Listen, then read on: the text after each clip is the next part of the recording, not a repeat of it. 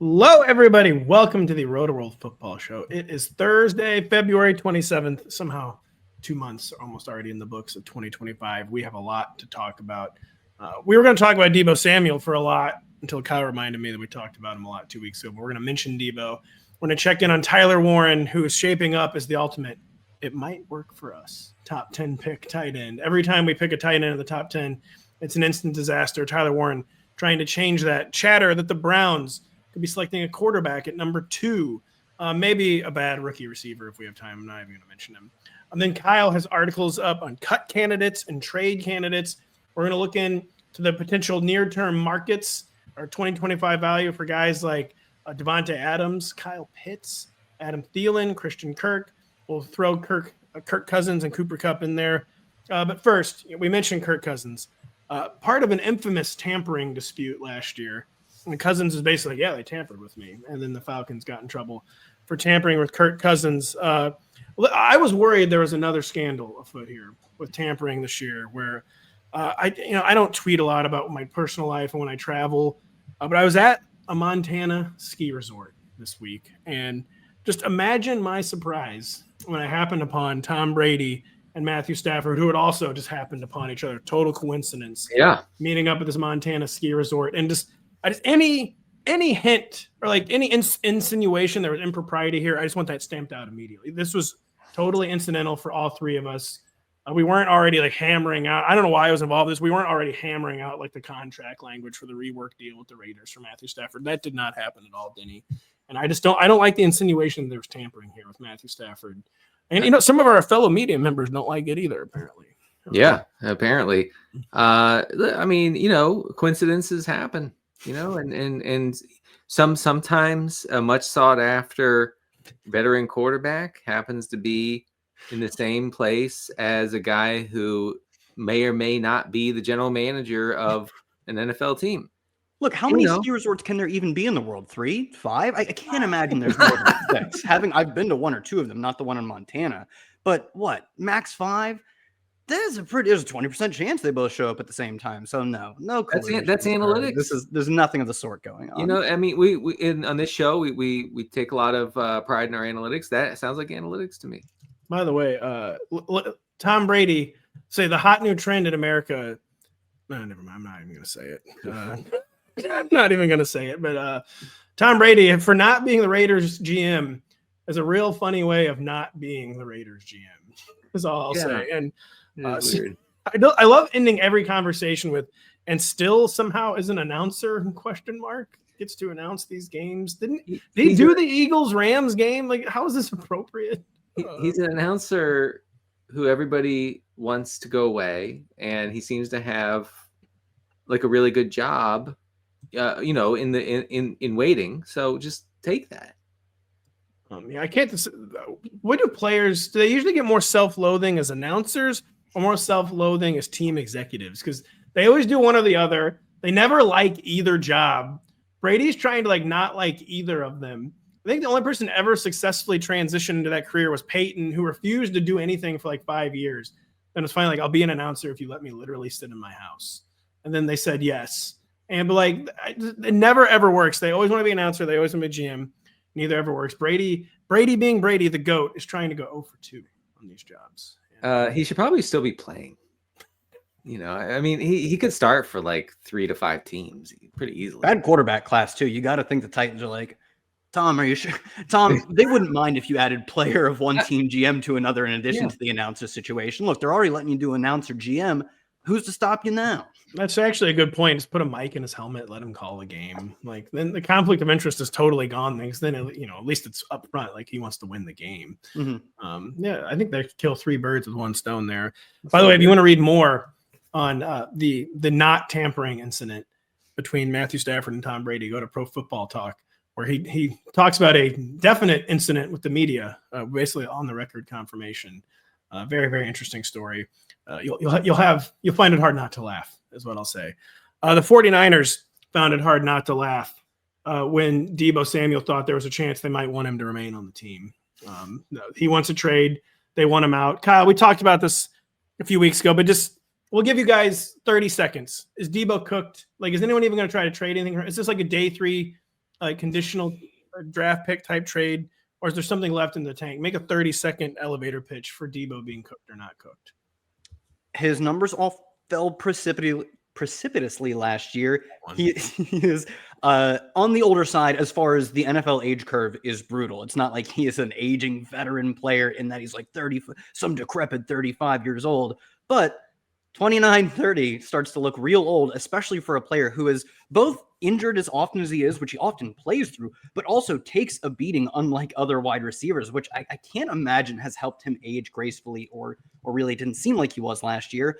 On the other hand, if you just say it was the injuries and it was the pneumonia last year, there's a reasonable expectation that maybe he does bounce back. So I don't think it is just a late round conditional pick swap. I do think he could fetch a fourth, maybe, or some sort of conditional fourth that could become a third. I don't think it's truly just a cap dump situation.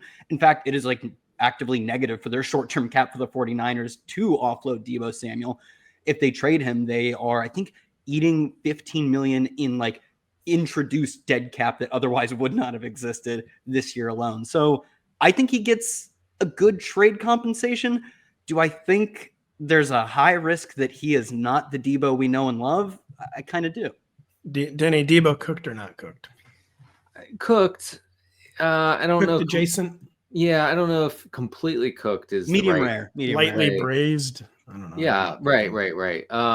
Even though the way to eat a steak is obviously cooked thoroughly. What? I thought you were going to say bloody. Oh my god! I should have known. Absolutely you were like, not. No. I should have known that. Yeah. Denny was in the middle of a food take, and you thought this will end well. That was one of yours. Good point. You shouldn't. Yeah. If I can't throw it through a window, I'm not eating it. Fell for it again, award. Anyway, yeah, like Kyle said, all the metrics fell off a cliff this past year. I was looking at his ESPN Open score. Not good. 102nd out of 116 qualifying receivers. Kayshon Boutte and Xavier Hutchinson were right around Deebo. So not sure he's the kind of guy who can make plays for himself anymore. And that's really what he did in well, I wouldn't say getting open was necessarily Deebo's game. He's the ultimate, like, get the ball in his hands and see what happens. But he's getting open less, as Denny just said. And as Kyle alluded to, 29 years old is a problem for any player in the NFL. It's a real problem when you've had like the Percy Harvin type role that Deebo has, where he's not taking normal. This guy's not running normal receiver routes. He's taking like way more hits than a normal receiver. It's like even quote only 3 to 5 rush attempts per game is an entirely different universe of wear and tear than most receivers. Right. The reps are way more brutal than the reps that like, the typical receiver gets, especially like typical elite receiver. And so you factor that in, you factor all the soft tissue injuries. I don't know, man. I feel like some team is going to pay a pretty good price for him and they're not going to like what they get. I'll put the final word over. I think best case scenario for the 49ers is maybe like a conditional 3rd round pick that could also be like a 4th round pick if he gets hurt or something. I don't see definitely don't see a 2nd round pick, but I guess it'll be better than like a pick swap, Yeah. He'll get a legit trade return, as Kyle. I think there's a reason why the Niners stopped using him as a rusher. I mean, not just because CMC is better, but I think, they couldn't keep putting him through that. Like that was a really tough situation for him to take the beating of a running back and then also be asked to be a number 1 receiver. Speaking of taking a beating, Tyler Warren did that at Penn State, where I always forget that Tyler Warren like lined up at fullback, he lined up at middle linebacker, he lined up as like an in the box safety. Just any way they could get Tyler Warren on the field and make sure he could take hits. They did it at Penn State. He's a total size speed freak, like absolute freak athlete though. Fox Sports' Jordan Schultz, who may or may not be involved in the Matthew Stafford imbroglio, may or may not be on the record quoted on Pro Football Talks. I don't think he would really mind us talking about it. Check out the article, folks. Check out the article. Jordan Schultz making news and in the news this week. He believes he's reporting. Or no, he's not reporting. He's saying he's not going to participate in on-field drills at the combine. What the report was. But do you guys think there's a legit chance Tyler Warren goes in the top 10? Because Kyle pointed this out the other day. It's the ultimate draft. People like, I got 13 first-round draft grades this year. And like Tyler Warren is like a blue chip prospect. Do we think in a supposed bad draft class, Kyle, Tyler Warren gets into the top 10? Yeah, I don't think he is on the caliber of a Brock Bowers or even a Kyle Pitts, who was a good prospect, who did have a good rookie year and has since fallen off the map. I think those are the two best tight end prospects of the past 8 to 10 years, frankly. They were both, we say generational. I think a better way to use the term generational is once in what is the generation of an NFL career, which is like 6 or 7 years. So if you just reframe generational in that way, I think they both sort of qualify for that. He is not that. He is a fifth-year tight end who didn't break out truly until his 5th year, in which it was an elite season. And he was stacked behind Theo Johnson, Jets drafted Zach Kuntz, and at least one other famous sort of Penn State tight end. So you don't really blame him for not breaking out till late in his career. But there's a marked difference between that and what Brock Bowers did, which was, as a true freshman at Georgia, come in and be one of the best pass catchers in the SEC. We didn't see that until Tyler Warren's 5th year. With all that being said, I don't think he's on the same tier as those guys. This is just not a particularly exciting draft class, and it's strong in all the ways that aren't awfully useful for NFL teams, and it's a really good running back class. We could have 3 first-round picks. I think we're probably going to get 2. I don't think we get the 3rd, but ultimately, like, positional utility does matter. Positional value matters. It's a pretty weak quarterback class. We had, 6 last year, and they all went top 12. We will be lucky to get 3 this year. I kind of think we'll only get 2.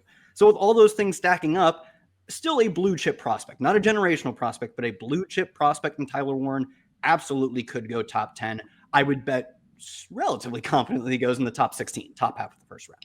That's a really good distinction that you make there between blue chip and generational. Like, he can still be a top 15 pick easily and not be generational. That is a good distinction to make. I mean, I guess a truly generational, you're not making it to year 5 at Penn State. That's just not going to happen.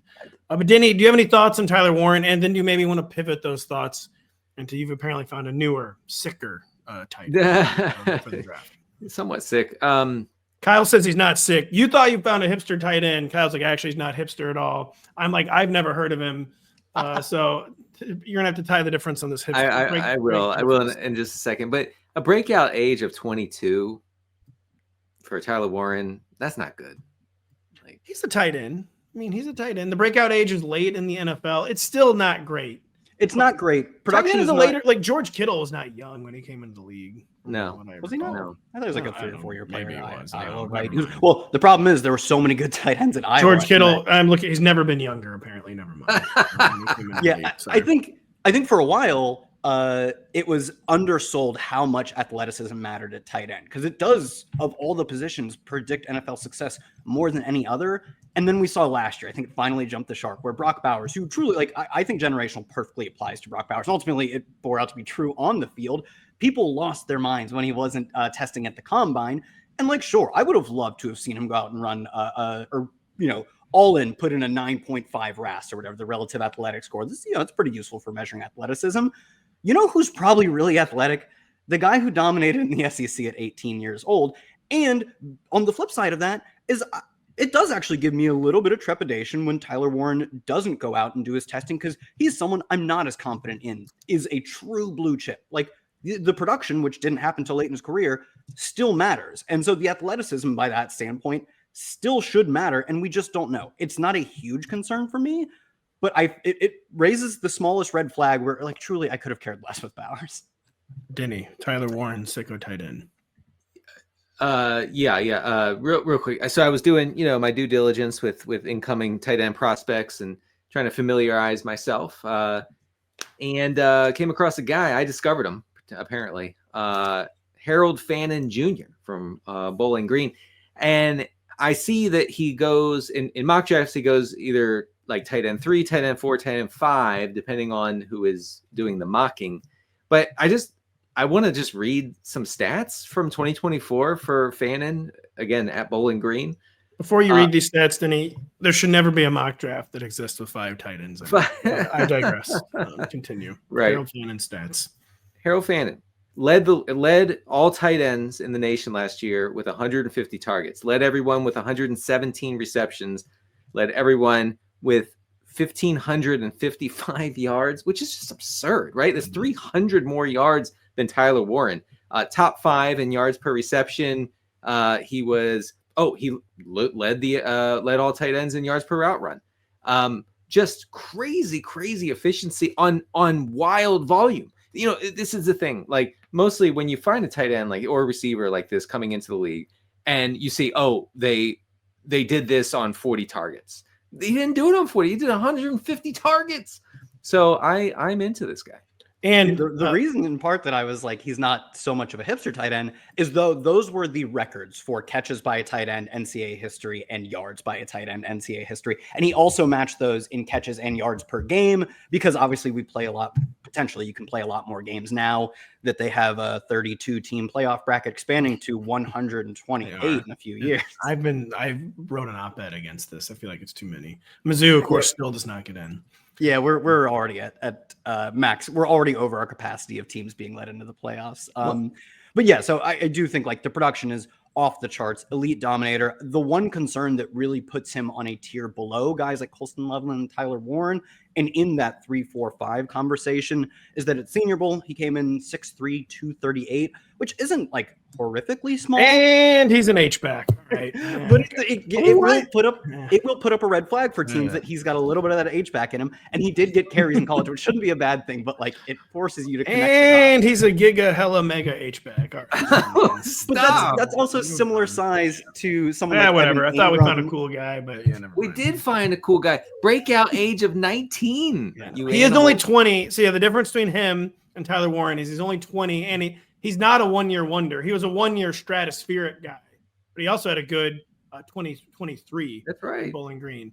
But yeah, I didn't know he was an H-back. Never mind. He's not. He's a future Hall of Fame tight end is what he is. We don't talk about H-backs on this show. All right.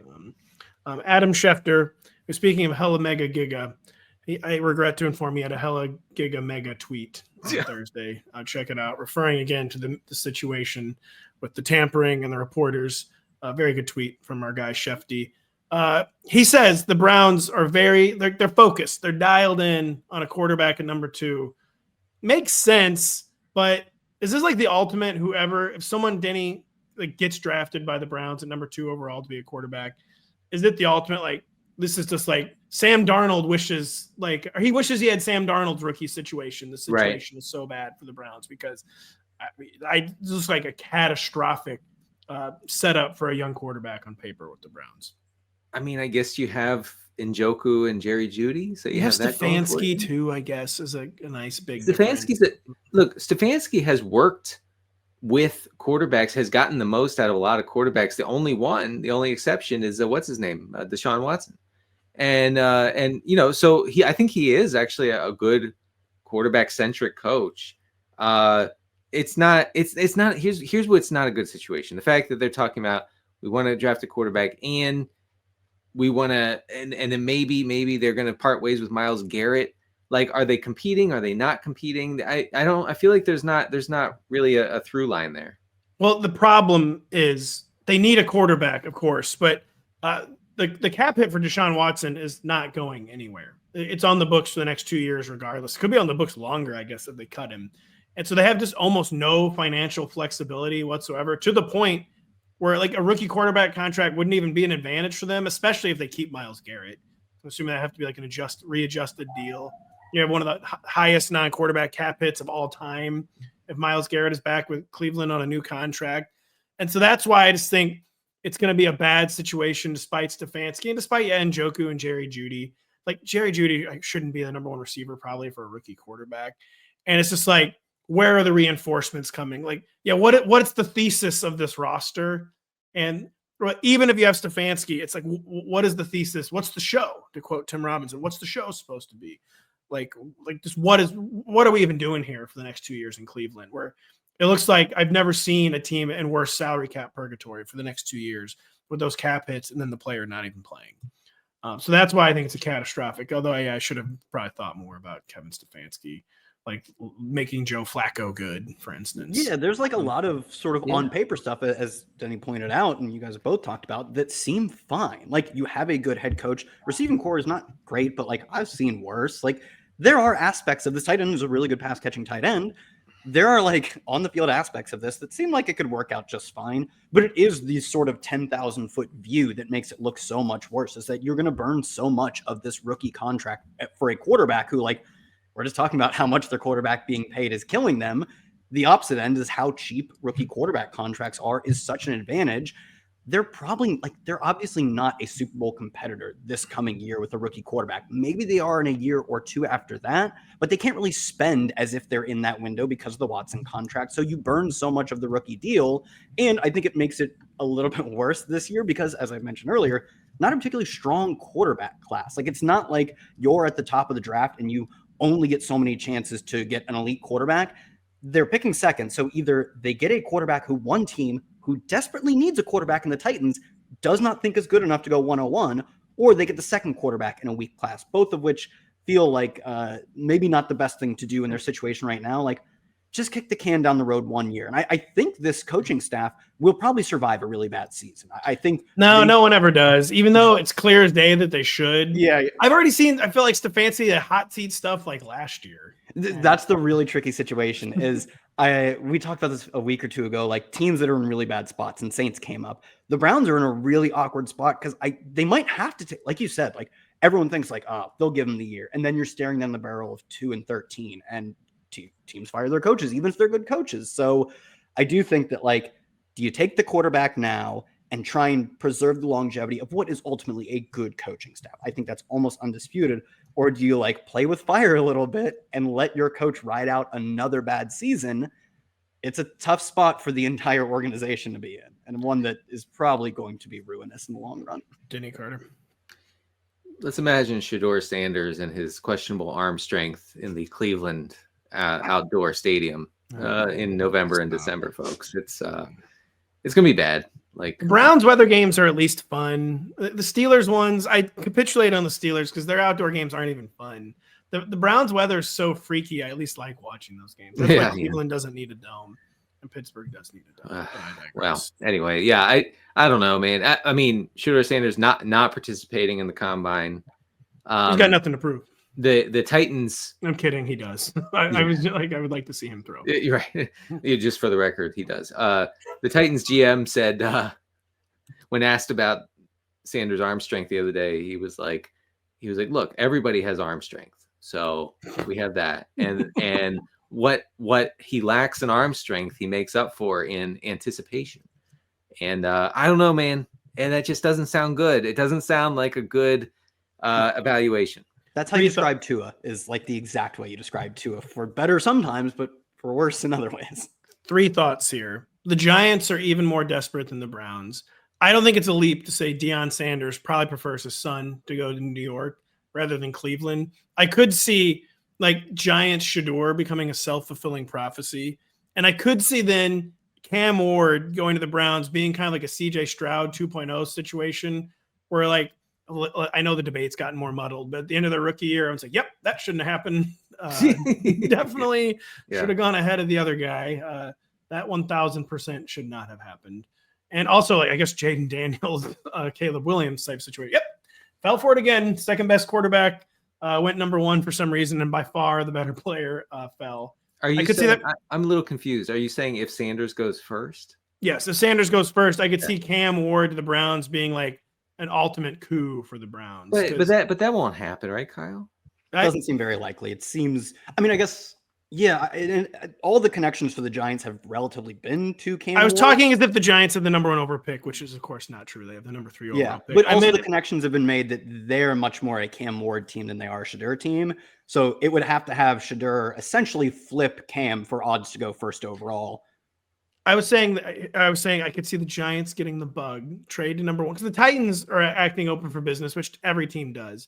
The Giants strike me as the desperate team in the NFL. Right. And like getting Deion to talking them into Shedeur. And also Deion, you know, like basically like, all right, Dave will get fired. I can go coach next year then. Yeah, I mean, great. I can see that. But the Browns, they either got to decide to take their medicine, or the thing with the Browns is, even in a bad quarterback draft, even if you have another really bad season, you're probably assuming you won't have the number 2 pick again the following year. Yeah. So it's like, I don't know, man, we're number 2 right now. We probably just need to see what this works with. Yeah, I made this example a few weeks ago, but like the Raiders were so freaking bad last year, and they picked like 7 or something. Like there are some years where there are a lot of bad teams, and that makes it difficult to get to the top. So that's a very good point about like, what do you want to do? Pick maybe the first or the second quarterback in a weak class, or be at the back of the top 10, picking 8, 9, 10, and 3 quarterbacks come off the board and you get the QB4 in that class. Like it's at least a conversation that they're obviously having if Schefter's kind of dropping this nugget. And we'll be right back after this to talk trade and cut candidates. Watch the biggest names in sports talk, including Mike Florio, Dan Patrick, Kyle Dvorchak, Dan Lebitard, and Matthew Berry, as they cover the biggest moments on and off the field each weekday on the NBC Sports Now channel. It is available on Peacock and free on most streaming platforms. Learn more at NBCsports.com/now. So yeah, we were talking about some middle of the road players, and if you're a cut or trade candidate, you're usually middle of the road. But these are bigger names that we're about to talk about, but they're middle of the road, like current NFL entities, because they're either getting older, they're getting expensive, they had a down year. 2 of the most obvious trade or release names. We don't really need to spend much time on it, but Kirk Cousins is no longer the starting quarterback for the Falcons. They're very bravely, very gamely insisting he'll be back. I mean, give me a break. It's excruciating watching Terry Fontenot again and again be like, we're comfortable with him as our backup. He's our backup. He's going to be the 4th highest paid quarterback in the league. He's going to be our backup. So I think it was you who wrote the blurb for this exact quote. Maybe it was. It doesn't matter. And it ends like, yeah, so this is a lie. He's getting cut. And that's like very obviously true. The only reason to assume he might not is that this is the team that's already done this once. And like, this was insane to carry both these quarterbacks last year. So they might, but it might work for them this year. So I guess that's the only reason to assume maybe they won't do it. But Kirk Cousins should be good as gone from Atlanta. We hopefully get more information and rumors on him soon. Cooper Kupp, we know is gone because he tweeted that he's gone and that he will not be back with the Rams. Cooper Kupp's market will develop. It's a little less clear with some of these other guys, Kyle, but it seems pretty clear with Davante Adams. We just don't quite have the certainty yet that we do with Cooper Kupp or Kirk Cousins, but we can definitely infer that Davante Adams will not be back with the New York Jets. Just how much percentage-wise is it 100% that he's gone? Just where are some of the dots we're connecting? Or where we might like to see him go. Yeah, I've 95%. Like, I got to imagine this new regime is not just like, we need to get our new quarterback. They need a palate cleanser of like, we are getting rid of all of the Rodgers cronies. Like, Allen Lazard will be gone from this team. Like, I honestly, you could tell me I missed the blur where they've already announced they're cutting him. Like, he's as good as gone. Frankly, you could see the same with Davante Adams. I think he's just about as good as gone. And we've already gotten the connection that if Aaron Rodgers somehow finds his way to be Sean McVay's starting quarterback, like what a coup for him at the end of his career to like enough. It's just enough. I'm just saying this to Aaron. Enough. I've had it. Just enough. We're moving on. I know this wasn't a good bit, but yeah, I am just Rodgers. Please just stop. Please stop. All right. So we've already got the connection to the Rams, and part of some of that rumor mill was that Davante Adams would be joining him. And it feels like he could very well just join Adams or join Rodgers. Adams could anywhere they go. Depends how much of the circus the team is willing to bring on, because it's very cool. Like if you think Rodgers is a good quarterback, which at this point it's unclear, but let's just say it's not unclear. It's quite clear. Quite clear that he cannot move anymore. Yeah. If you think, though, that your team should be signing Aaron Rodgers, you would naturally think, like, he's going to bring Davante Adams along. That's awesome. And you don't realize the little riders in his contract are like Allen Lazard's getting $10 million this year. If you can cut off the riders at just Davante Adams, yes, Davante Adams is still elite. Like, I know his numbers slightly dipped in the final season with the Raiders, and then they immediately skyrocketed with Aaron Rodgers, obviously, in the Jets. There's a little bit of correlation there of throwing to his buddy, but like it worked quite well for Adams. So I do think that if you can get those two, it makes sense that they go anywhere together. We've also seen, I don't want to say like the rumors. It was literally Josh Jacobs talking about like, I don't know, we could use a number one receiver. He's talking about this at media day at the Super Bowl. He should just go back to the Packers. It would be, not only is it a good fit, because we've talked about it, like they don't seem to know who their number one receiver is. They maybe just don't have a number one receiver. Like, they do. I love Jaden Reed. I'm very not confident he can handle a ton of targets. Most players who can handle a ton of targets get a ton of targets. Hence, Davante Adams, everywhere he goes, getting a bunch of targets. I do think they could use number one. Narratively, it just feels like a good fit to the end of his career. Also, I would understand him wanting to go to a team that is not a Super Bowl favorite, but a team that really has a legit shot at getting there. I don't think he's just in search of the bag at the end of his career. He's well paid. In part, he's been partnering with Rodgers because he thinks he can win with Rodgers. If he and Rodgers split, I think the return to Green Bay would be fitting. I think it needs to be the Chiefs or the Bills for Davante. I think it probably will. I think it's going to be one of the elite teams. The reason, even if Rodgers ends up in LA, Denny, that I don't think Davante Adams is a future Los Angeles Ram is, again, this is probably like total naivete here, but I think if Aaron Rodgers ends up with the Rams, it's the understanding that like McVay is running the show. Like that was a fiasco last year. You don't even want to do that again. It's Rodgers trying to get like one final act of vengeance. It's like basically like a football pilgrimage. Like he's going to like a sacred shrine, like Sean McVay's like coaching room. Yeah. And like that it's all, this is not even possible. Aaron Rodgers, I almost laugh saying it, but like, it's all about football in 2025. And that Sean McVay's we can't, the resources, we love Puka. We still got some Cooper on the books. And like, they have all these other guys, Whittington and Tutu left, like Davante, we love Davante. He's just not a fit. And that there's no Davante. I don't think they're a package deal to LA, Denny, but do you have a counter take on this and any words on Davante Adams?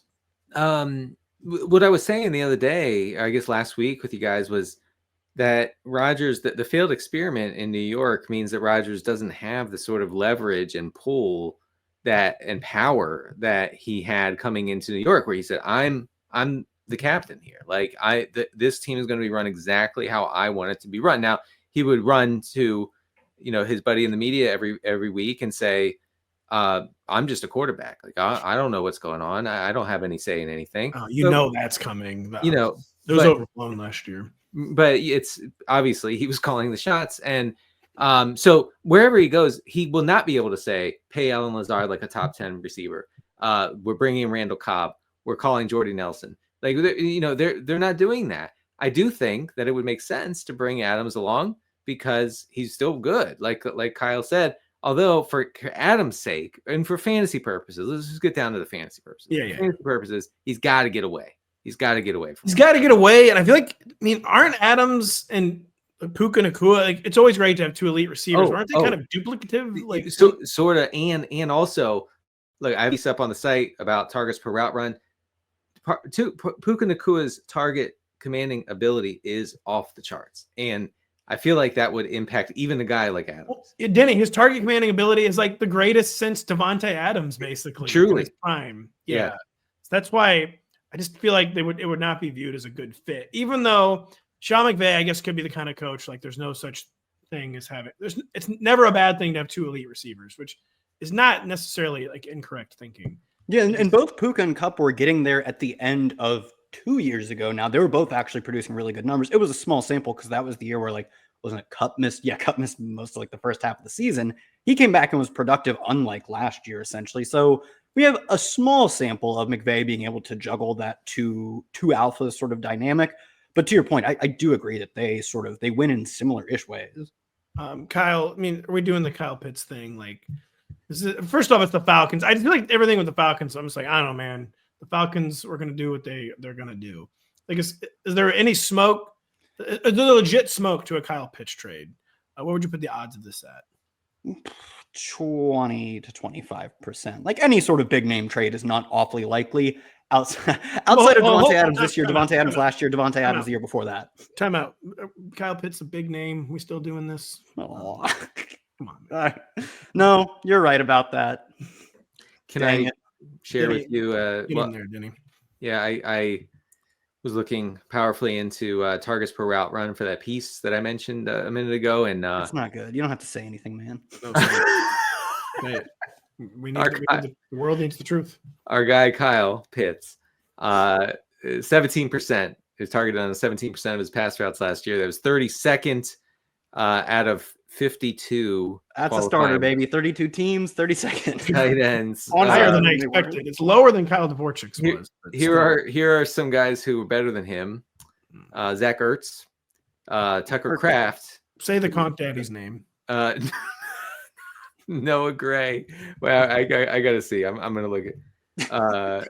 Say the Conk Daddy's name. Nope, not Conk Dad. No, he's below. But yeah, Jordan Akins was better.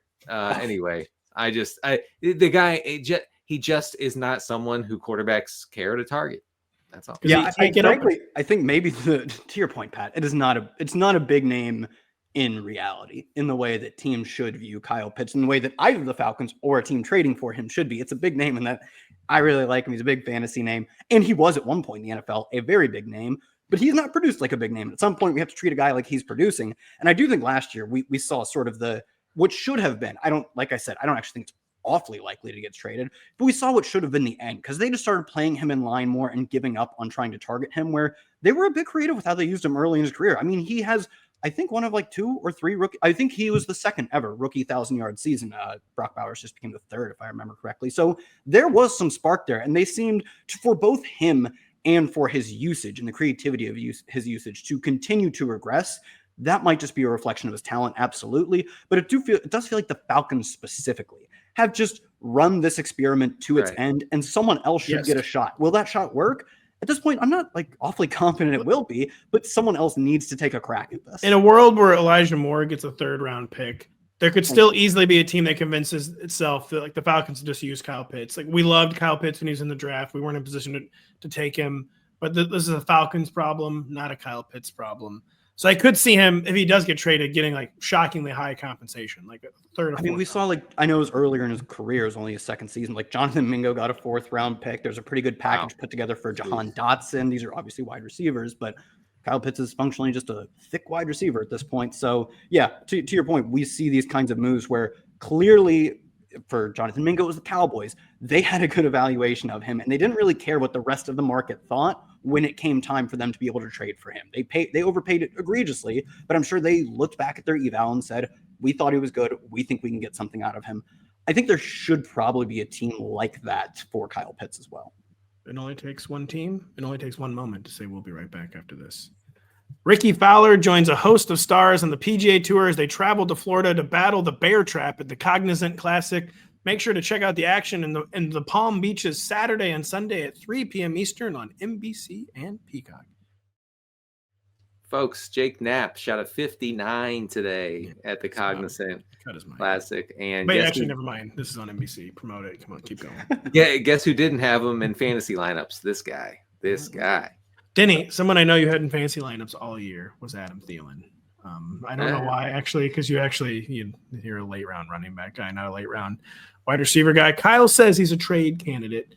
Denny, first off, anything left in the tank for Adam Thielen? Well, how much is left in the tank? We know he's not quite on empty. Every year we think he'll be on E, and he's never on E. But Kyle, what do you make of Adam Thielen as a potential trade candidate and like potential continued relevance in 2025? Or is this just destined to be like, he'll be way more valuable in real life than fantasy? He's a role player at this stage of his career. Denny. Sorry. I thought you were talking about Kyle. No. He's a role player. The fact that he was like the clear-cut wide receiver 1 for Bryce Young through parts of last year when he was healthy doesn't mean that he can do that on another team. I feel like that was just because there was nobody else. Like that Panthers receiving core was terrible. They had David Moore. Do you remember this guy? He played for the Seahawks. Oh man, he was special with the Seahawks. He caught like 12 passes in a year and 4 of them were touchdowns. And David Moore was regularly seeing like 9 to 12 targets in this offense. So don't really understand that. But Thielen, I think, would be. What's his contract situation right now? 1 year left on his current deal, and he's mulling retirement, but it never seemed like he's said publicly that kind of every offseason he thinks about it. Understandably so for an old guy. The reporters didn't seem to get the vibe that he was retiring. It probably is, though, since he's on the final year of his contract. Would maybe make sense for a one last ride situation. Well, maybe he's also gently nudging the Panthers, like, I would like to continue playing, but if I'm going to do it, please let it be for a team that is not the Panthers. Right. Yeah. He was targeted pretty heavily in the red zone last year. Again, it might just be lack of options. I feel like he's a guy who will be completely overlooked no matter what. And he shouldn't be because mostly he's a millennial. Well, and we love our millennial receivers. Everyone knows Chiefs win the Super Bowl if they have Adam Thielen. Oh my gosh, 100%. I mean, Adam Thielen would have had 14 catches in that game against the Eagles. Chiefs. I mean, more and more people are saying this, but the Chiefs, they wouldn't even play the game if Adam Thielen had been on the Chiefs. That DeAndre Hopkins drop, that is an Adam Thielen touchdown right there. And those 7 points changed the entire outcome of the game. Man, actually, you're onto something, man. They actually did. That drop actually did. That drop in the game. I think about it still. I think about it because it's like the most inexplicable drop you've ever seen from a guy who I've never seen drop a ball, and it was a particularly bad one too. That was okay. Even if he caught it, the Eagles are still winning the game. But that drop was the official like, all right, this Super Bowl sucks. We're not getting nothing fun is going to happen in this Super Bowl. I was stunned. I was like, oh, he must have lost it in the lights, but there were no lights. No, that was the mask off moment for that game. Like, and it's the worst Super Bowl of the past years. As a Chiefs hater, it was fun. Yeah, mask off moment there. Oh no, I can't say that one. Christian Kirk on the Jacksonville Jaguars. But how much longer is he on the Jacksonville Jaguars? Kyle Dvorchak. Is this one kind of like fait accompli? I never know how to pronounce that. Like where he's not sticking around in Jacksonville. This is more like 100% that Christian Kirk is gone. Yeah, I guess the thing is the Jags probably have a little more reason to hold on to him. I don't know. Maybe he's like filling that same role as Adam Thielen. I guess though the thing is, Adam Thielen's good, and if you ship him off, you have to draft a wide receiver. They pick at 8, if I remember correctly. You just can't leave Bryce Young with that sort of that just awful receiving core sans Adam Thielen. This is a team that could trade Christian Kirk, add nothing, and be like, they've literally told us they're going to make the entire plane out of Brian Thomas. And something tells me that would work just fine. So I think the lack of a need for Christian Kirk is much more of a reason for this team to move on from Christian Kirk. We also got really well-founded rumors that they were going to trade him, or they were exploring a trade for him at the deadline last year, with the Steelers heavily involved. And ultimately, I believe he broke his collarbone, if I remember correctly. He did. It was like he went down and he wasn't getting up, and it was clear that it wasn't like a lower body injury. It's like, oh, that collarbone is vaporized. Yeah. That obviously ended the season. Nixed any trade rumors. And we saw in the numbers for Christian Kirk that the addition of Brian Thomas and the immediate breakout of Brian Thomas kind of really put a damper on his game. He set 4-year lows in both overall production in terms of yards per game. It dipped below 50, and yards per outrun 1.7, which isn't a bad number, but it's below his 4-year rolling standard, both dating back to like his final year in Arizona and everything he's done with the Jags. It's just somewhat clear that his role is not needed. He's got, I believe, 1 year left on his contract, and they've already explored trading him. That's sort of just all the pieces add up for this team to move on from him. Denny, you have any numbers on this? Christian Kirk's a classic kind of player you would claim like still good. Christian Kirk. No, good. I don't. Kyle mentioned the yards per route run. You know, it feels kind of not over, but he's clearly not anybody's wide receiver one, or at least shouldn't be. Is anyone's even wide receiver 2 at this point? Right. I mean, he could be on a bad team, I suppose. And again, fantasy purposes, he is a guy you pay attention, to the landing spot, because if he's on a team where there's nobody commanding a lot of targets, then he, by default gets them, and he's used. Can I have some light pushback on that one? Sure. Where I feel like it's been the theory of Christian Kirk's entire career, like on the Cardinals, like, well, they have no one else to throw to. And the Jaguars, well, they have no one else to throw to. He was heavily targeted. And Evan Ingram sets the single-season tight end record because they don't want to throw. Right. That was in the year where I think Christian Kirk missed a bunch of games. That was 2 years ago now. It was, yes. A year before that. He missed a bunch of games several years. No, well, that's honestly like one of the bigger issues. The year before that, he had 1,100 yards. I mean, we are now 3 years removed from that season. So I still have no team can ever figure out what to do with him, which always happens when you're just kind of not good. Yeah, and I mean, to be fair, they signed him as their number 1 receiver, and I think even at the time we kind of knew that it was a pricey contract, and that it was probably one that, like, despite him being paid like a number 1, he didn't quite seem cut out for it. And to be fair, 1,100 yards. That was the kind of thing where you could tell even he felt bad. Like, I mean, come on. My favorite thing was that so after everybody made a stink about it, oh, this huge contract, and then he went out and had one good game in like October, and people were online were like, oh, you don't hear people talking about the Christian Kirk contract anymore. Yeah, we are. We're still talking about it. That was one good game. It was one good game. It was one good year too. That was like his best year by far. That was the aforementioned 1,100 yards. Yeah, now he's going on 29. He said over 800 yards one time. Where even if Christian Kirk ends up on the Chiefs, I was like, yeah, whatever. I'm not drafting him. That's probably not true, actually.